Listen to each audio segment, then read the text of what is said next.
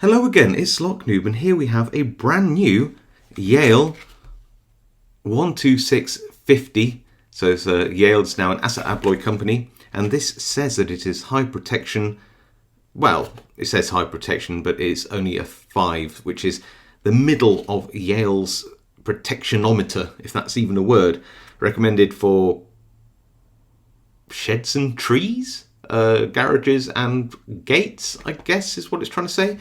But let's just see how much effort it is to actually get into or even just bypass this lock.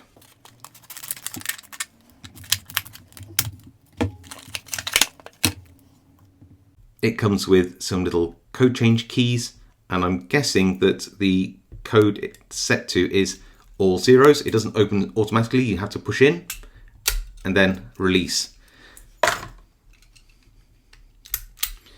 Then to lock it, close it, mix the wheels up.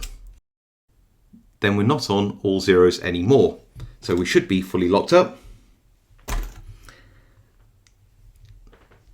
Let's try a classic knife bypass.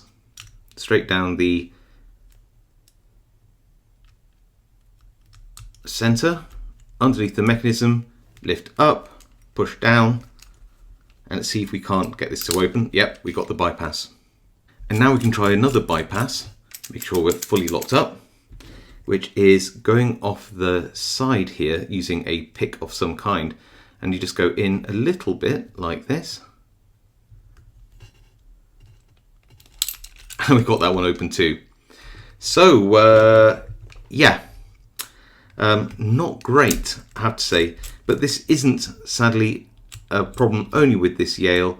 It's nearly every single type of lock like this. So do I blame Yale? Not really. Do I blame the design? Absolutely. So are we all 4 zeros now?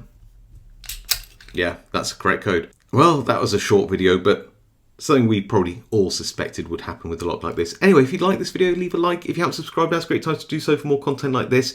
You can always hit that notification bell as well to be notified when I release content. If you have any comments about this lock or the techniques that I've shared, then please leave them below. I do read them all and reply to as many as I can. Otherwise, stay safe, happy picking, and I'll see you all next time.